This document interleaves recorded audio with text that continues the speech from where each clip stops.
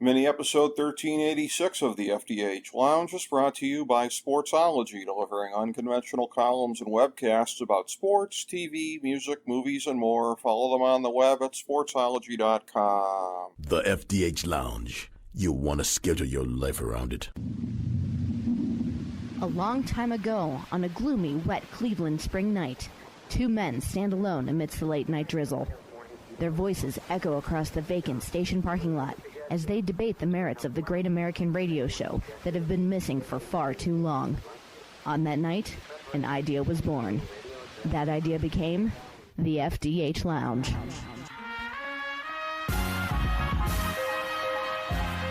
Welcome to the FDH Lounge. Hello, everyone. Welcome to FDH Lounge Mini Episode 1388. This is FDH Managing Partner Rick Morris here, and I have two of my favorite FDH Lounge dignitaries with me. And the last couple of years, they have been the most likely two gentlemen to be on with me when we are talking all things baseball.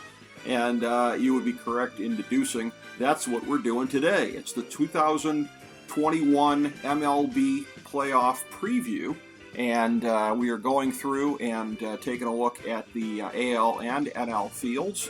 And to do that, we bring in my good friend, longtime FDH Lounge dignitary, Steve Kallas. You can, of course, catch him on the Kallas Remarks podcast every week with another FDH Lounge dignitary and beloved friend, Joe Stazak. And he is, of course, the sports editor at WestchesterCountyPost.com. And again, always a pleasure to have on my man, Steve Kallas. How you doing today, Counselor? All good, Rick. Great to be with you and Ken as always. Are we talking about baseball where they put a man on second in the playoffs, I hope, or beer league softball, 7-inning games, whatever. Just kidding. Great to be with you. I know they're getting rid of all the absurdity for the playoffs, thankfully. Yes, they are. Yes, they are. The other gentleman that we have in here, you can recognize him from his beloved laugh that he always has. Our good friend Ken Detwiler, longtime FDH Lounge dignitary, or as I always say, a dignitary before there were dignitaries, predating our show back at the old Sports Talk Network days when I was his sidekick, along with the late, great Don Coster on Life's a Pitch with Ken Detwiler. And so I am old school on talking baseball with this guy. And Kenny D, a delight and a treasure to have you on, just like Steve. Well, I love you both. You guys are great, and I look forward to this when you went to the pen here and asked for the old lefty, and here I am. So that's right. Just appreciate spending the time with both of you guys. It's a delight and a pleasure, I know, for all three of us to get to do this here together. And I want to refer everybody here at the outset. You can find it on the main page at fantasydrafthelp.com. It's our 2021 FDH MLB end of regular season breakdown. So we've got our 2021 UQB team rankings in a bunch of different categories here. And we average them out to, in the end, to one number and just kind of use that as an overall kind of guide to where these teams stand. And I have my playoff predictions on here. So I already know which way I'm going on all these games/series. It'll be interesting to see what my colleagues believe is going to happen. Let's start in the American League. And this is a tough game for anybody from the North Coast to watch, because we are born and bred not to like either the Red Sox or the Yankees, and they meet. So it's tough for me and Kenny. They meet in a winner-take-all game for the first time since Game 7 in 2004, and we all know how that one turned out. But it is going to be a wild scene at Fenway. There will be echoes of Bucky Dent in the air and all these type things going on as Boston and New York get it going in the postseason once again. ESPN will be in their delight in getting to cover this game. And it's one where I give the edge to Boston in this game, but both teams come into this game with substantial issues, I would say, Steve. And again, kind of an unlikely matchup from the beginning of the year, because the Yankees, in my book and in a lot of people's book, were a solid favorite in the division. And Boston was not expected to rebound by a lot of people as quickly as they did from their 2020 season.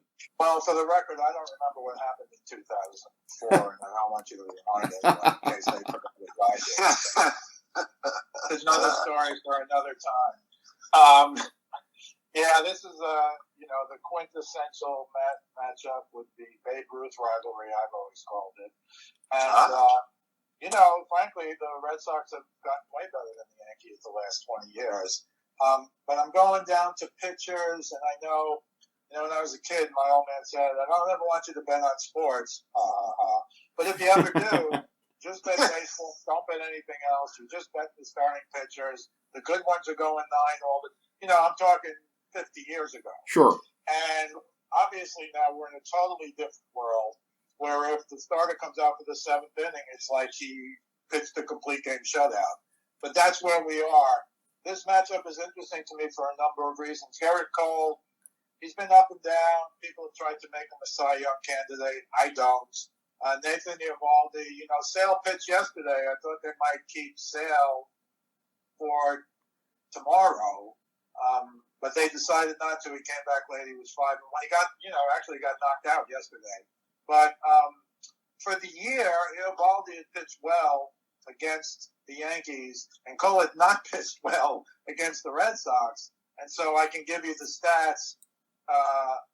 Garrett Cole's ERA 6.19, ERA for 3 starts in Fenway. But in his last start on September 24th, he had one of those 6 innings, 3 earned.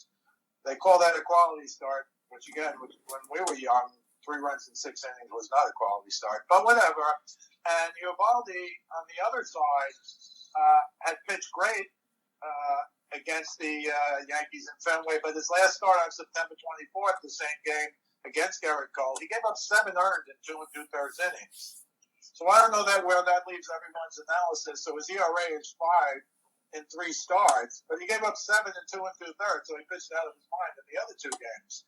But I give the edge to the Yankees, partly because of the last start, but partly because if you've been watching, even watching the highlights of Stanton and Judge, in the last 2 months they hit like 37 home runs combined, and that's Gary Ruth numbers to me. And frankly, not quite Gary Ruth numbers, I shouldn't go that far. But in today's game, where Stanton was missing pitches by a foot 2 months ago, no exaggeration, and Judge just couldn't seem to get started. Now they're both, Stanton had 4 home runs in 4 games. 2 of them were over a different sign above the green monster against the Red Sox when they swept them in Fenway. Don't forget the Red Sox beat the Yankees the first 6 times they played this year. So even though the Red Sox have the home field advantage, and that's why they have it, they won the season series 10-9. So that means to me that the Yankees beat them 9 of the last 12 games. Right. So that's what I'm looking at. Big miss for the Yankees. DJ Lemaitre, who has not been DJ Lemaitre all year. He had 364 last year in the short season, led the American League. He's around 270 this year, and he just didn't look like him. And now they tell him he's got a sports hernia. He took a cortisone shot. I guess there's a chance he'll play, but I've had a sports hernia. Well, I was actually playing baseball, and boy, it's going to be hard other than maybe to be a DH. But they're really going to miss him, but they haven't had the same DJ Lemaitre all year. So if we're just going to talk about that one game, I like the Yankees, and I guess we'll talk Yankees-Rays, and I'll go into it more detail. But that's kind of where I am. That's who I like. And these games are wars, but I think the Yankees have a little more momentum both against the Red Sox and because of what Judge and Stanton are doing, to take nothing away from, Devers and those guys. They're really good as well. I will say one more thing, though. I don't know if you guys saw this, but J.D. Martinez was running out to the outfield yesterday. And, in a game they had to win, and they were losing like 5-1, I think. He was running out to the outfield, and believe it or not, he tripped over second base, running out to the outfield before an inning, and he had to come out of the game. So, I don't know what his status is for tomorrow, but he didn't play yesterday. Right. After that happened. that's one of the most bizarre things I've ever seen. And I just saw a replay of it, and the guy's just literally jogging out. I guess he didn't look where he was going, or maybe he's one of those guys who tries to touch a base, but he stubbed his foot, and he literally came out of the game right then and there. So that's kind of weird. As you guys know, he's a big part of what they do. But I like the Yankees over the Red Sox tomorrow. Yes, very good analysis. Just a quick point of clarification here, if I may. There is always a lag time between recording and producing. So in actuality, when y'all are hearing this, if you're hearing this fresh, the game is today. Now, I'm leaping into the future to say the game is today. And I hope that when I go this far into the future, the polar ice caps are still there and everything else. But the American League wild card game, by the time you hear this, is today. So for Ken Detwiler here, tonight's game between the Red Sox and the Yankees, how do you see it playing out? As much as I hate the Yankees, I have to go along with Steve on this, with one caveat. And that caveat is, here we're going to agree with Steve. So don't quote me on all this, but no, you can't. At any rate, Cole has had hamstring issues, and from what I've been hearing and listening to and somewhat watching periodically, Boston can hit his fastball, or some of the teams are hitting Cole's fastball. But if the hamstring's okay and he's ready to go, I'd give the edge to Cole. And then also with pitching, Devers has been coming on like gangbusters as of yesterday anyway, and before that. But both teams match up well as far as the pitching, as far as the hitting goes. I don't think either one of the teams have extraordinary pitching staffs. But it's the Yankees, and they do have the edge in these kind of games where it's just one game and go home or move on. So I'm just going to go with the Yankees on that. I like Cole better than Evaldi. So that's where I'm going to go with it. I'm just going to go with the Yankees.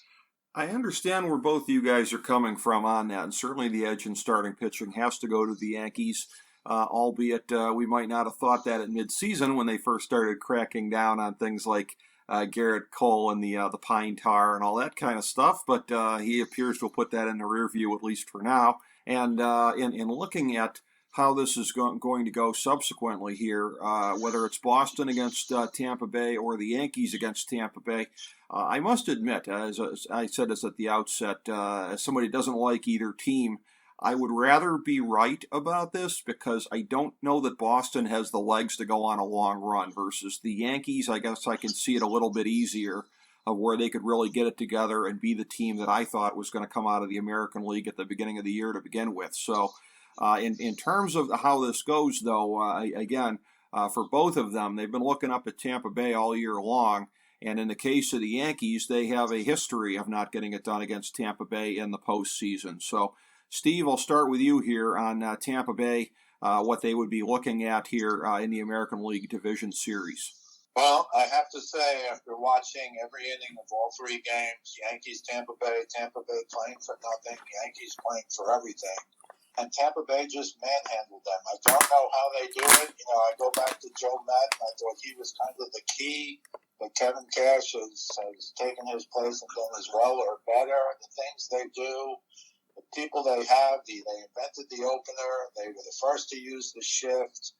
They've really changed, for better or worse, the way the game of baseball is played. Yeah. Mm-hmm. But after watching those three games, I have to say, I'm going to pick Tampa Bay to beat the Yankees. They just, you can talk for an hour about Tampa Bay because they have an hour's worth of players. Yes. I mean, they got guys on top of guys on top of guys, and they've changed so much. You can't really, you can scout them, but it's not like, even present day for a lot of teams where they have the same age, maybe they have one or two platoons.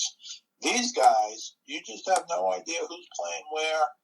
I will say I think they got a great pickup in Nelson Cruz. People are saying, he hasn't really hit that well. But this guy steps in. I think he's the oldest guy ever to hit over 30 home runs or something. He's 41. And I saw him hit a home run against the Yankees in the first inning. You're just like, oh, my goodness. Yeah. But I don't want to go crazy on all of them. But, they have a a guy, Drew Rasmussen. And I'm like, who? Drew Rasmussen? He came up in August. He's got 8 starts. He's got a 1.46 ERA. He only pitches 5 innings, but he's given up 1 home run in 37 innings. You know how incredible that is in the major leagues. I know you guys do. You give up 1 home run in 4 games now. Yeah. And it's like a miracle. Yeah. So, and I'm just giving you one thing. The most incredible thing about Tampa Bay to me is no Blake Snell. You remember the fiasco in the World Series last year. Right. No Charlie Morton. Tyler Glass now hurt he's gone with Tommy John. Doesn't look like their 3 best pitchers last year. Yep. But this year, they're just showing up with a whole bunch of other guys. And I'll really go, it's hard really to talk about their starters because their starters are often relievers. But, they got Castillo in the bullpen. He's got 14 saves and a 2.72 ERA. And then they got this guy Kitteridge who pitched over the weekend, and he's got a 1.88 ERA with 8 saves. McHugh has a 1.55 ERA. I mean, they got a guy who came up later, Fire Reason, who's 4-2 with a 2.45 ERA. And you just go, who are these guys after guys after guys? And you'll be disappointed in my research. But this year, disappointingly, I'm disappointed in myself. I look at all the guys, including on Tampa, and I kind of just look at their home runs and RBIs. Batting average, if you're hitting over 250, it's like you're a star. Right. But again, you look at some of these guys, and I'll go the one guy who I will talk about because Brandon Lau had 3 home runs against the Yankees the other day and hadn't at bat for a 4th. Didn't get one, but last year you'll remember he was horrific. He was terrible in the postseason. Right. But they got guys: Lau, 39 home runs, 99 RBIs. Mike Zunino, 33 homers, 62 RBIs. My favorite is Austin Meadows, who has 27 homers and 106 RBIs, and he batted 7th or 8th the entire year. Yeah. How does a guy who bats 7th or 8th get 106 RBIs? It's incredible. They got a Rosarina, who you remember lit him up last year. He's still a rookie this year. Yes. And Wander Franco is a 20-year-old rookie, 288. I mean, again, G-Man Choi has some pop. Brett Phillips has some pop. Nelson Cruz is there. Yandy Diaz. So if you start talking about their players, they got 12 or 13, whatever they have now, and all 12 or 13 of them have some pop and they play a lot. Yeah. And the pitchers, the other 12 or 13 guys, are pitchers, and they move them back and forth all year. It's just incredible what they've done. They got a guy named Shane Baz who pitched against the Yankees. They brought him up. He now has 3 starts in the major leagues. He's 2-0 with a 2.03 ERA. He shut out the Yankees for a few innings, but then, he had no decision. He's pitched 13 innings, and his ERA is 2.03, and he throws like 100. Yeah. We don't talk about guys throwing 95 anymore. So I'll stop with all that. It's just when you start to look at them and absorb what they are, it's more to absorb, I think, than any other team in baseball. Well, that's once again really wonderful analysis. I'm going to say this as far as the guys who got away in the off season here and the way that they reloaded. There's one of the great memes of this age, and that's saying something. Is the one of a guy pointing toward his head, tapping his head like to show how smart he is. A guy who looks kind of like Eddie Murphy. And the theme of the meme is you can't blank if you don't blank. Well, for the Rays, it would be you can't pull Snell too early if you don't have Snell. That's basically how that one would go. So, Rick, I just want to say this, Rick. It's going to be so interesting because you'll recall last year after Kevin Cash made the biggest mistake this side of Pete Carroll and the Super Bowl. I think I so wonder because you remember, I did the same thing again, 3rd time through the order, and that's the problem with the analytics. They're so glued to it. He couldn't see what Snell was doing. Right. And I think that's one of the reasons Snell is gone. I think he wanted out. Because, give him credit, he's a gamer. But I just wanted to say, I'll be fascinated if the same thing happens this year, if he actually pulls the guy 3rd time through the order. Because I just don't, if someone's pitching a lights-out game like Snell was, and he was pitching the game of his life, it would be fascinating, and it's a possibility to me that this could happen this year in the playoffs. Well, again, the great organization that they've built there. Again, as you said, Madden with as the on-field manager. sort of originated it. Kevin Cash is very much plugged into the matrix as far as how they do this there, and he's a very, very smart guy, even if he's been too much by the analytics book. My money would be on him adjusting when and if he needs to. Ken, how do you see it for Tampa Bay against, you've got them playing the Yankees here in what would be the divisional series? Yeah, I'm gonna go with the Rays. Just, and Steve, you got to be loving this stuff, but because I'm agreeing with you at every turn here. So, but quote an old movie, who are those guys? Right. It's just like, how do they do it? And it's just like, and you put it the best right there, both of you guys talking about this. My one question came up as I'm listening to you folks. Do you think it was Kevin Cash? And here I'm going with a theory that might be, way off line, out of line here. But maybe somebody from up above said, hey, get him out of there. Wow, looks like somebody. As far as management goes. Looks like somebody just watched Cash. Maybe he was just a sacrificial lamb that says, okay, yeah, I'll do it again, Well, looks like. I think in today's world, Ken, that's a possibility. That's how it's changed. The manager who's the king of his castle and makes every decision is not that anymore. There's very few of that. But I think you might have a point there. It's not out of the realm. Don't you think we would have heard about it somehow, though? Well, if that was the case. You would think, yeah. In terms of that theory, Steve, I think we can deduce that Ken watched the Moneyball movie just the other day. I think that's why that theory's in his head.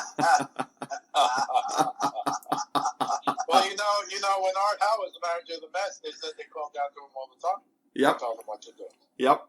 Yeah. So it's a possibility. I'll say that. Yeah. Yeah, it's a long shot, but it's out there, and it pains me the fact that I'm choosing the Rays, and this is purely personal as far as the way the game is played and all this stuff. That has got to be the god-awfulest looking ball field when the Rays. And I really don't want to watch game after game after game. If they've got home field advantage in the next round or whatever. Yep. And it's just I'll say this, Ken. I actually went to a game there once. That's a great story that I'll just say for another time. But it looked to me like they were playing baseball on the pool table. And then when you looked up in the air, I mean, the roof there is the craziest, wackiest. Which place did it hit? Is it a double? Is it a home run? Is it a foul ball? It really is beyond stupid. And for a team to have done that well for that long and still can't get a field, I'm not in favor of teams moving, but if they can find a better place, because that's been a really good team now for a really long time. I know they haven't won it all, but they're always in the mix again with who are these guys? Yeah, it really is. It's going to be good because you're right. Both of you guys are right with this. As far as the Rays and the Yankees go, the Rays own these guys. I mean, they could have swept them this past week. Yeah, that's right. Probably should have. That's right. So I'm going off the Rays.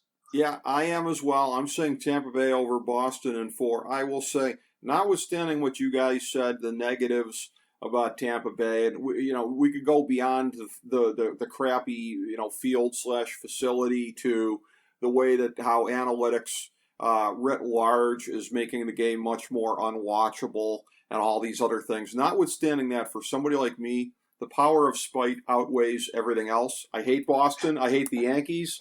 Tampa Bay all the way, baby. Take whoever they're going to be playing. I don't care about anything other than that, at least as far as that point goes. We come to the other ALDS series, the one we know is going to be in place here. A lot of, speaking of spite, a lot of people are still feeling it towards Houston, but without the benefit of any trash cans getting banged on this year, the Astros came back and had a year reminiscent of what they did 2017 to 2019. They've got Chicago in what I think is going to be a fantastic series. I am so psyched for a couple of these ALDS and NLDS series. This is one I see going 5. I'm going to say Houston in 5 by the tiniest of margins. But, Steve, this is one that could really go either way. 2 excellent ball clubs. Well, I know I shocked you guys before the season when I picked the White Sox to win it all, but I am using my pre-playoff prerogative to jump off the White Sox bandwagon. Not because I think they're terrible, not because I don't think they can win it all, but I think this is an awful matchup for them.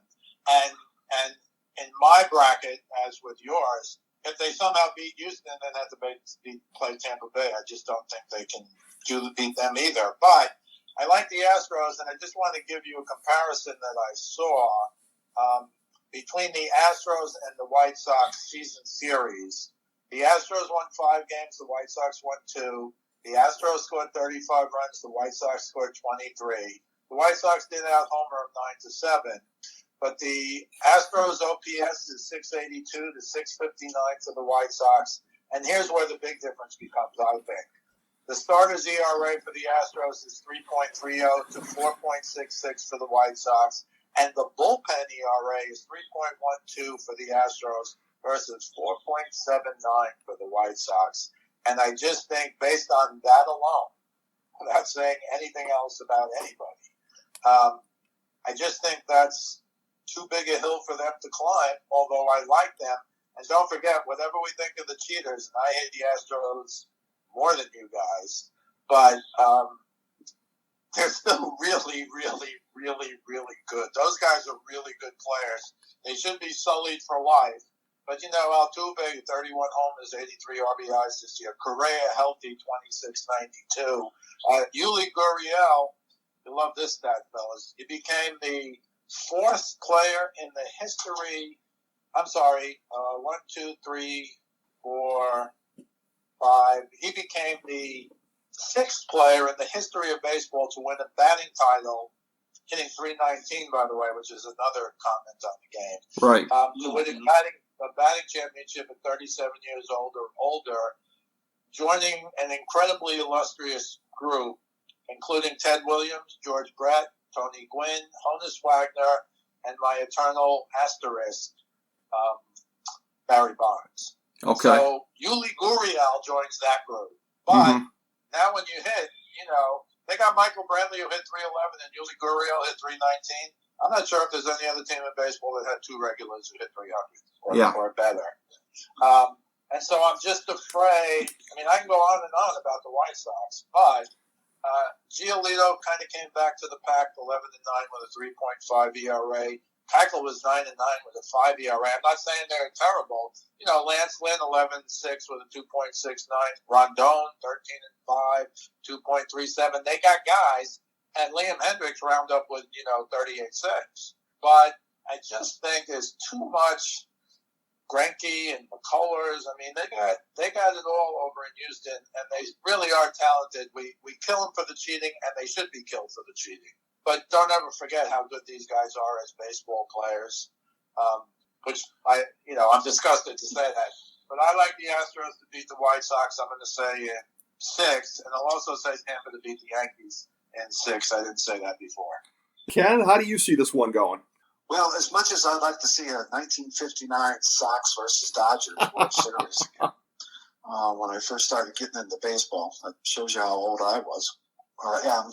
But I have to go. Geez, this is like I have to go along with Steve again. Jeez, it kills me to say that. But that's like 3 in a row now. For God's sakes, I ought to just go against the curve here. But and the reason being for me is Houston is a great team, and they've been there before. The White Sox, even though they're getting healthier, and they've got Dylan Cease and all these other guys like you mentioned, with the White Sox, Steve, is they're young and they haven't experienced this yet. And maybe I'm just old school on if you're in different sports, basketball, football, whatever, baseball, if you haven't been there before, you don't know what to expect until you've been there. And so these guys are veterans. They're great. Houston is and they just know what they're doing. And, they may have a little chip on their shoulder because of all the nonsense that went on and how they cheated to get that World Series, allegedly. Yeah. Well, not allegedly. They did. So shame on me for saying that. So I'm going to go with I'm going to go with Houston also because, I just kept watching them through the season, and they were struggling like most teams do periodically. And then all of a sudden, here they come. And nobody's even talking about them, at least that I'm paying attention to. And so experience means a lot in my book. So I'm going to go with Houston. It does mean a lot, and I will say, too, and I'm a little bit amused by this, it goes to show you, and Chicago did get their toes wet in the postseason last year, but what an atrocious fever dream everything was a year ago with that, so-called first round and all that garbage. It leaves me like a complete amnesiac a year later. Like, how many games are in the ALDS and the NLDS? It's like last year.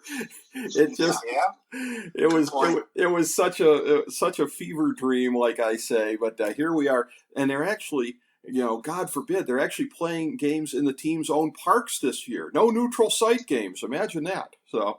As we move to the National League here, Hey, Rick, yes. Hey, Rick, if I could just say one more thing. Okay.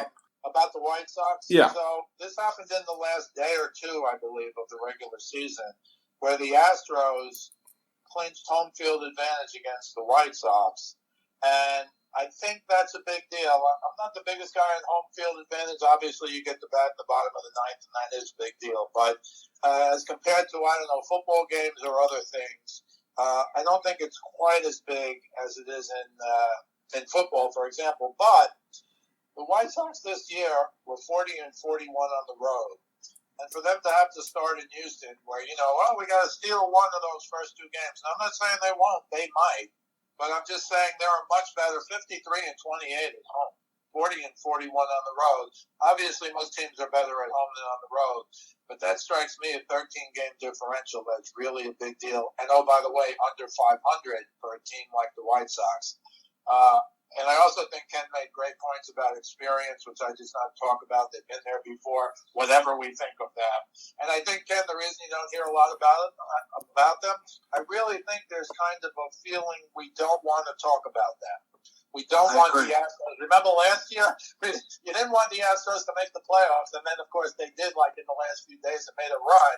And I think people still just hope they don't make it. I think the hatred is throughout the country. It's not just we hate the Red Sox or the Yankees or whatever. It's everybody hates the Astros. And I still think there's something to it, and I think literally people don't want to talk about that. I know. Count me against number 4. I agree with you again on that point. Well, yeah, a lot of cheaters. Nobody likes cheaters. A lot of people feel that way, to be sure. In the National League here, I'm going to make the executive decision to combine for these purposes, in the interest of time and other things here, the Dodgers-St. Louis game. We'll take that along with the NLDS, because if either one of you guys can make a strong case for St. Louis, I'll be shocked in this game here. Great late season run, but again, if you look at our rankings on our end of regular season breakdown, you see how poorly they match up on paper with just about everybody in the playoff field here. So I'm going to say LA in that one, obviously, and then I'm going to say Dodgers in 7 in what I think is going to be a classic NLDS series, Steve Kallas. Yeah, I'm going to agree with you, and I can't make a case for the Cardinals. Wainwright's a season pro, had a great year, 17-7. Yep. And they won 17 games in a row, as you said. But yeah, I think it's all Dodgers, and the reason is because I think the biggest pickup, we can talk about 20 great pickups, but the biggest is Scherzer as a Dodger. 7-0 since he's been there with a 1.98 ERA. He's still a top starter. As for the Dodgers against the Giants, I'm going to go with the Dodgers. I understand the Giants always outplayed them, won the season series, picked up Chris Bryant. Posey, I don't know if he's the comeback player of the year because he opted out last year, but I'll say this. And my old man was a minor league catcher in the Yankee organization before World War II, and he said, whatever you do, and I was a lefty, he said, whatever you do, don't ever let your kid be a catcher. I think, and you know how this works, Ken, you probably do also, Rick. He had 3 fingers crooked forever. Sure. He caught in the late 30s, early 40s. He had crooked fingers forever. And I think Buster Posey at 34 18 homers, 56 RBIs. Here's a guy who did hit 300, 304 with a 390 on base percentage. I think taking 2020 off was the best thing he could do. And one of the reasons I think the Giants are so good is because all of these guys had career years. Brandon Crawford at 34, 24 homers, 90 RBIs, but arguably one of, if not their best, certainly the guy with the most home runs, Brandon Belt, he broke his thumb. It looks like he's not going to be back, and that's a big loss. I'll compare it to Max Muncy when I get to the Dodgers. But, you know, you got a guy like Evan Longoria revived.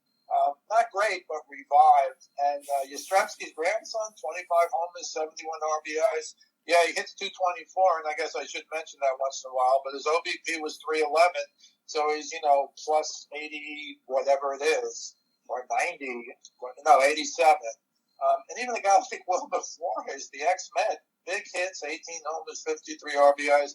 So they've got a good team. The other thing I'll point out that I look negatively upon the Dodgers, Gausman, of course, was a Cy Young candidate, but he was not good in the second half. He had a 4.42 ERA, a 276 average against. He did have 227 strikeouts, and he does have a drop-dead splitter, but he was not good, and he is the main man on that staff. And Jake McGee in the bullpen with 31 saves. They do have a great bullpen, the Giants. They lead the majors in ERA and WHIP. They got a guy named Tyler Rogers who appeared in 80 games, 7-1 with a 2.22 ERA. But Jake McGee, their closer, hasn't pitched since September 12th. He was just activated yesterday over the weekend. He had a right oblique, and he hasn't pitched since, I think it's September 12th, so that's going to be 3 weeks before he maybe pitches. And I think all of that is negative. But again, they won the season series. They had to win the last game. They did. But I'll move to the Dodgers, where everybody, poor Clayton Kershaw. They lost Kershaw. This is going to hurt their rotation.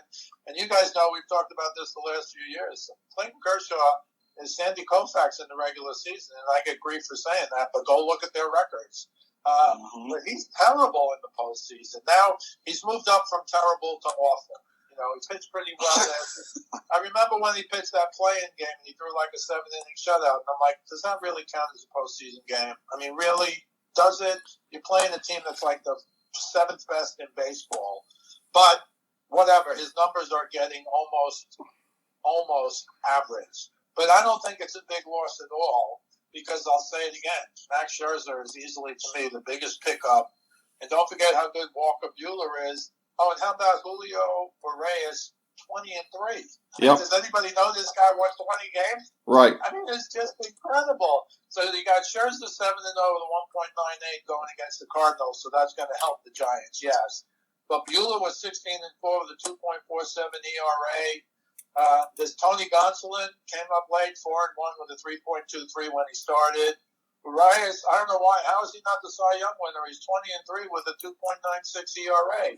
I don't know everybody for the Cy Young, but he won 20 games and lost 3. I mean, if he did that in like New York or Los Angeles, you know, he did it in Los Angeles, but it's Los Angeles. I still think there's a West Coast bias, even though the Giants and the Dodgers are arguably the 2 best teams. I'll throw the Rays in there as well.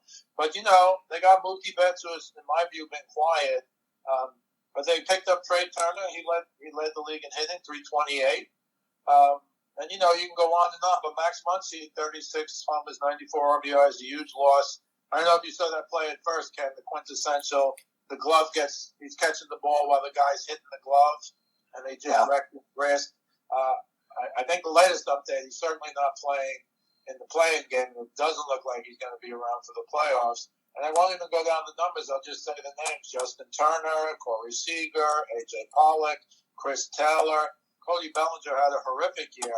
But now to replace Muncy, it might be a platoon of Cody Bellinger, who's a great fielder, and Albert Pujols, who had 12 home runs and 38 RBIs for them after when he signed with the Dodgers. I think he still can, run into one every now and then, and I think he's going to get playoff time. So I like the Dodgers. I'll take them in 7 out of respect to the Giants, and I understand. I think the Dodgers are actually the betting favorites, which I'm not sure why that is, except everybody picked them all year long and they won last year. as Ken said on the other side, the Dodgers do have the experience. They have so many world champions in there. I was never a big Dave Roberts fan, but you win a World Series, and suddenly you can manage. It's kind of like Jim Boeheim playing, his own defense. He finally won a championship, and then he could coach, because before that he was a bum for 30 years. Or 25. Yeah. It's a similar kind of thing. Was Doug Peterson ever a really good coach? Well, he was after the Eagles won the Super Bowl, and that's, nowadays you only need one. But if you don't get one, like I say, Madden's a great manager who never won one. Buck Showalter as well. But more and more, you need one, and then you're validated, even if you're not a great manager. And I find that interesting how that's changed over the years. Well, definitely, yeah. And I tell you what, you mentioned about how the Dodgers, and again, unmatched depth of starting pitching. It's going to hurt for them not to have Kershaw. You made the comparison there, Kershaw and Sandy Koufax. The comparison I'll make is Trevor Bauer won't be in there because of his comparisons to Ben Roethlisberger. And I'm not talking about how each of them throws their respective spheres. That's another area. But anyways, the talent on that team, yeah, I mean, I've got him with the Cy Young in Scherzer. I've got him with the MVP in Turner. Unbelievable talent up and down the line. And yet, Ken, this is a thing where the Dodgers, they're the best team money can buy. Talent, spotless, top to bottom. San Francisco, and again, you look at, Buster Posey coming back strong. That's a guy, regardless of numbers, that I think is a Hall of Famer, because he, and maybe alongside, Bumgarner, were essentially the Derek Jeters of that championship run. And I think that carries him to the Hall of Fame, and regardless of anything else. But his comeback and everything like that, San Francisco, so it's not necessarily career year in terms of, everybody having the best year of their career, but either coming back for a year to where they used to be before falling off again, having an emergence. San Francisco, to me, is just the epitome of a team where, like, so many guys are either having a career year or resurgence. Yeah, I agree. I'm with you guys as far as LA goes in that wild card game. They're overmatched, and sentimentally, I like Wainwright. He's a scrapper. He's up there in the years. And I'd like to see that just sentimentally, but that's not going to happen. So, and then going on to play in San Francisco, I see LA winning that in 7 games. I'm with you guys. It's good to see San Francisco back in it again. And everybody, all the pundits are out there, or majority of them are sitting there going, well, the Dodgers will overtake them. The Dodgers will overtake them. Well, it didn't happen. It's very close, but it just didn't happen. So, from, again, sentiment, I'd like to see San Fran win. But unlike Tampa Bay, they've lost, I don't know, we got a bunch of no-names in Tampa Bay that keep going into the rotation. But, Trevor Bauer, like you mentioned, Rick, and Kershaw, as you mentioned, Steve, those are 2 big linchpins to their rotation. And they just replaced them. I'm looking at a guy I have on my fantasy ball, Gavin Lux. Yep. Now playing in the outfield. Are you kidding me? For Bellinger? Right. Because he's having some. Jeez Louise. Man, he's doing a good job. They just plug him in. Like you said, best team money can buy. They've got talent, and then more talent, and then more talent. So I see LA winning it in 7 and moving on.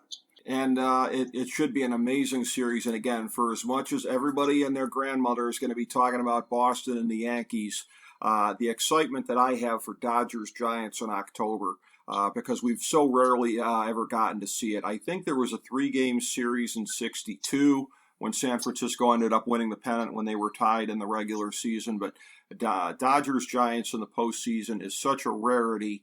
And they and the Cardinals are sort of the 3 defining National League teams over a period of time as far as pennants and championships. So it's going to be awesome. And each of them has had great series with the Cardinals, ironically, over a period of time, who will be playing the Dodgers in the wild card game. The cream always rises to the top, it seems like.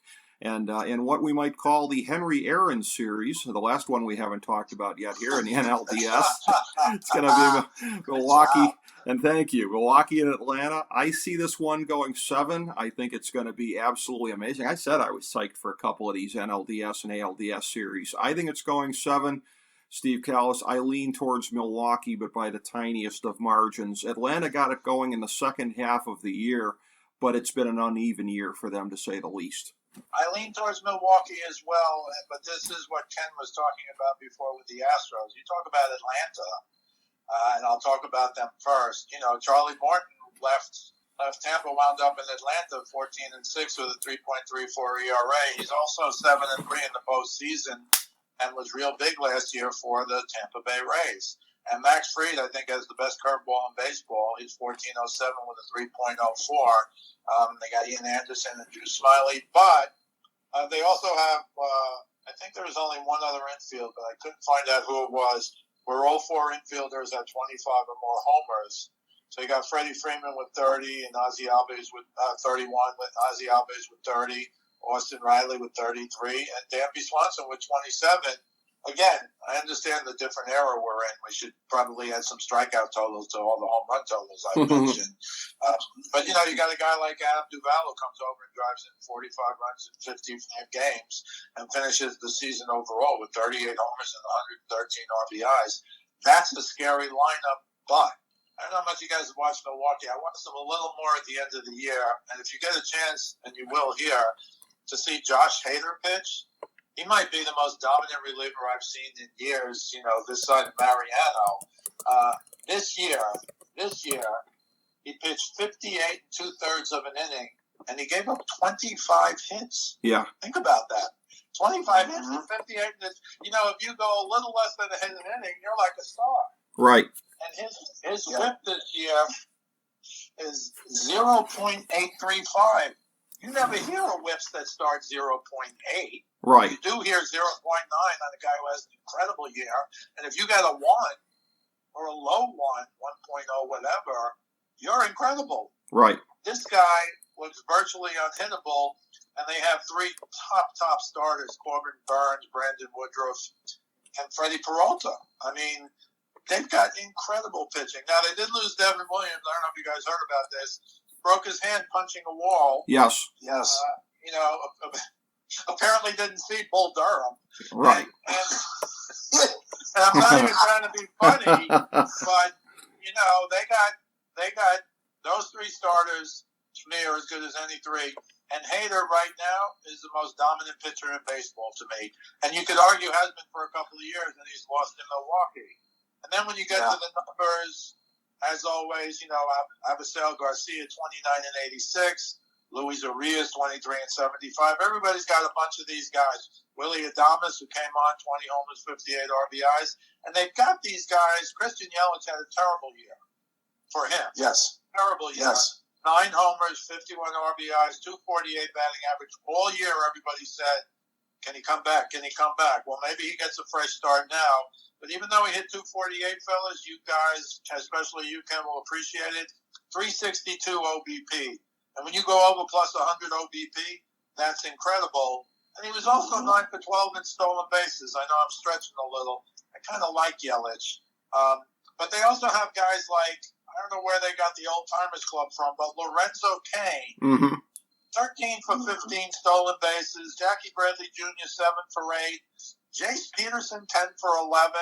So Milwaukee likes to run a little, and more importantly, they got guys who can actually steal bases. And I know it's less and less, but maybe if you aren't going to have a man on second to start the 10th inning, maybe you're going to have a guy steal a base to get to second. What a concept. So I agree it's a close series. It's a Ken Detwiler. Atlanta has all that experience and a lot of winning. But I think Milwaukee, I think their time is now, and I'll say it again, if it gets to the 9th inning, watch this guy Josh Hader pitch. I haven't seen anything like him since Mariano, and I believe he's maybe has better stuff. Mariano threw the cutter, as you guys know. But this guy is, to me, virtually unhittable. I'll say it one more time, 25 hits in 58 2/3 innings. I assume others have done something like that, but I've never heard of anything like that. I would agree with that as well. Ken, it's been a three-way consensus on the other three series thus far. Do you make it 4 for 4 in this one? Are you saying Milwaukee over Atlanta?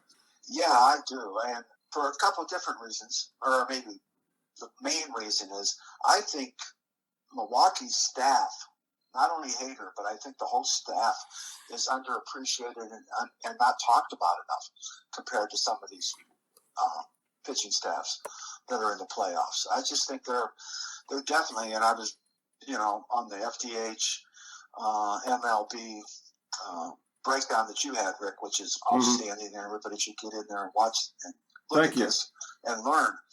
But you have them ranked number 3 as far as ERA. Mm-hmm. And I think it could be even higher than that. I just think they're just, and for what Steve said, and you probably agree with this too, Rick, they're underappreciated. They're in Milwaukee. Mm-hmm. Really? Okay. So, but I've been watching them too, off and on, and they're just solid as far as the staff, and they can run.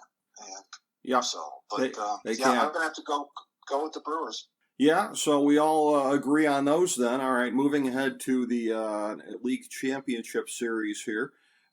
This would be, we are forecasting a rematch of 2020 with Tampa Bay and Houston. Last year it was a little bit of a surprise that Houston made it that far because their regular season, albeit smaller sample size, wasn't that great. This year, again, both teams would absolutely look legit coming into this here, and looking at this again, this breakdown that we have, there's not much to really separate the two teams in a lot of ways here. For Tampa Bay, they have a very good offense, but being 10th in OBP and 10th in OPS plus puts them a little further behind some of the teams. 11th in ERA plus, but they really do tend to kind of transcend on this. And Steve, I'm saying Tampa Bay to repeat as the American League champions. And I'm with you on that. It's partially hatred of Houston, but partially, I referenced Jim Boeheim, and I'll say this as I was thinking about it. It just strikes me as a lot of times Syracuse does great in the tournament, especially early on, because nobody has seen the zone that they play. And I know it's baseball, but I think Tampa Bay is kind of like when you play them, you're playing against, to some extent, the Syracuse zone, because, again, you don't know what their lineup is going to be from day to day. You can't really prepare for it. You can look at what they've done during the year, but you don't even know some of the pitchers who are going to come in and pitch. You're like, who are these guys? And, yes, there's great scouting, and, yes, there's analytics, but I still think it's going to be such a surprise. And you can tell me correctly that Houston has the experience and they have all these guys, and they do. Mm-hmm. But Tampa Bay now, last year, they went to the World Series. And I'm not saying they would have won, but had they not pulled Snell, I think at a minimum there would have been a Game 7. Right. And so they haven't gotten over the hump like Houston has, although some people say Houston cheated, and I will. Houston cheated to get over the hump. But they do have those guys who have been around for a long time now. They're very good players. Carrasco seems to be healthy this year. Mm-hmm. They will miss Springer, in my opinion. But I do like Tampa Bay, and I'm going to take Tampa Bay over Houston. And Tampa Bay, I think, has the home field. I'll go Tampa Bay in 6 anyway. I'm saying 6. Ken, how do you see it? Gosh, for a change, I'm going to disagree with okay. probably both of you guys on this. I'm going to go with Houston in 7.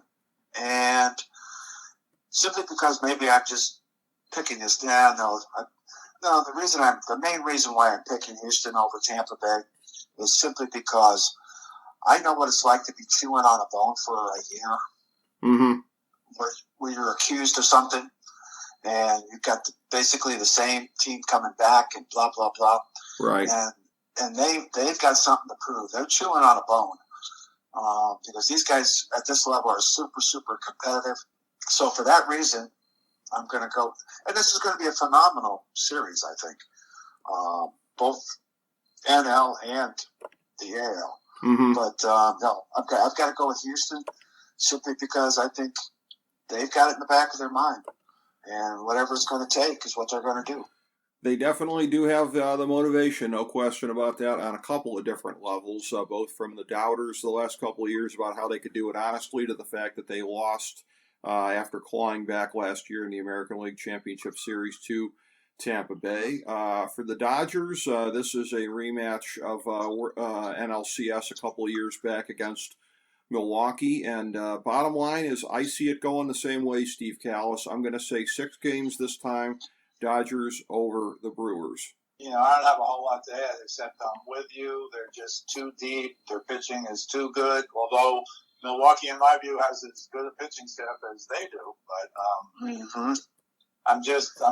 I think Muncy is a gigantic loss. I don't want to forget about that. But again, I think if they go Bellinger, Pujols, I think they're going to be okay. They're not going to be Max Muncy, but Pujols can still turn on a fastball. Bellinger, if he ever wakes up, former MVP, et cetera, still an excellent center fielder and an excellent first baseman, so I think they'll be fine there. So I'll go Dodgers in 6 to set up, at least for me, Dodgers, Tampa Bay. But you guys keep going. Well, we're both saying Dodgers and Tampa Bay, and so Ken, you are saying Houston to come out of the American League. How do you see the National League shaking out? I think they're motivated also, but in a different way from Houston because of what happened to them, and they're still booing Houston, and there's a hatred there, I believe anyway. And so I'm going to go with the Dodgers in 6 over Milwaukee. Milwaukee, I agree with Steve. Pitching, I think, lines up exactly. We're trading the same thing here. They're both great pitching staffs. But I just would like to see, and I think it's because LA's loaded. I think they've got something to prove too, which for me makes a classic World Series. It does indeed. So you're looking at a rematch of 2017, and Steve and I are looking at a rematch of a year ago. Tampa Bay and the Dodgers, and I have to say, just about every time out, because I think I picked the Dodgers coming into the season the last couple of years, including this year, to win the World Series, just because, again, everything that they have there, it's up to somebody else to knock them out. And until 2020, that was happening every year. They never won the last game of the year until then. And I picked the Dodgers coming into the season. But it takes a machine to beat a machine. Tampa Bay is a very unlikely machine, but we talked about it before. All those different cogs and the ability to mix and match. And the Dodgers are the obvious machine. Tampa Bay is the much more subtle machine as far as the waves of guys that they have. Few of them are household names the way that the Dodgers guys are. Household names in a relative sense. Baseball doesn't do household names anymore, but you know what I mean. Consensus repeat all-stars. Machine versus machine, I'm taking the team that came up short a year ago. Tampa Bay over the Dodgers in 6, I say, Steve. Oh, boy, I'm saying the same thing. I just think, again, it's too much. I just looked at the Tampa Bay schedule. The Dodgers and Tampa Bay, not that they would, they never played an interleague play. And so the Dodgers haven't even gotten a look at them. In the old days, when there was just one team winning in each league, it was the most incredible thing because there was no interleague play. Maybe you saw a few guys bat against certain pitchers in the All-Star game, which is why the All-Star game was such a big deal, by the way, as well. And you just didn't have that nowadays. And again, film analytics, but there's still nothing like getting in the box against the pitcher. You can know everything about him. You can know what he throws, how hard he throws, where he throws, how he sets up batters. But until you see it, until you're in the box with him, I think it's a very, very different deal.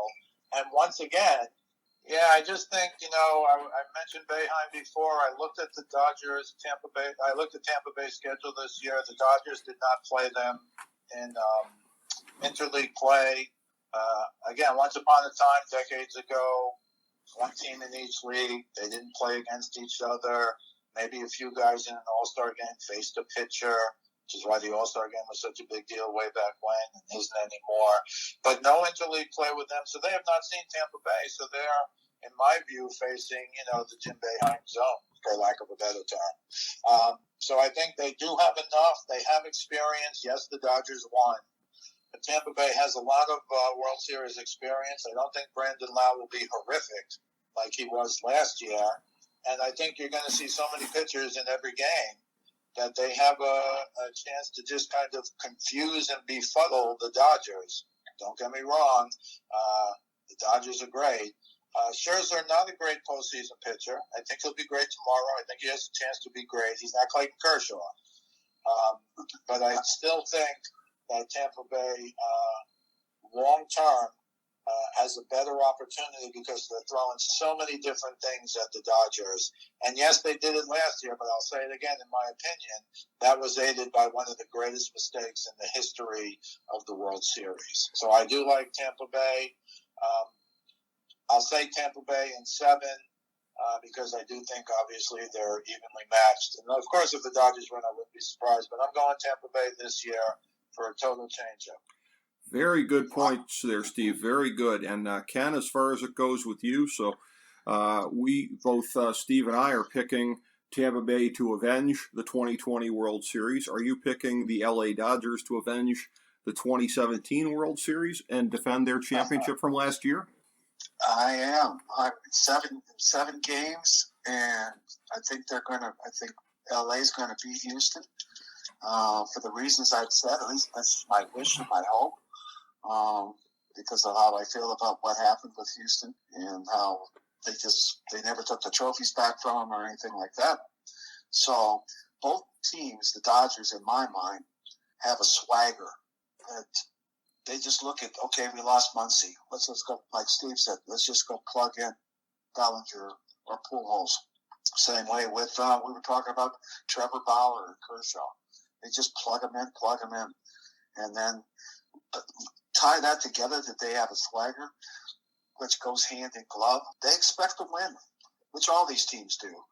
But these guys, when I look at the Dodgers playing, these guys, they just come out and just go, okay, let's just roll out the balls and play the game, and then let's go home and shake hands before that. That's right. So, and that's just my impression, but they got to play the games. So I'm going to go with the Dodgers in 7 over Houston.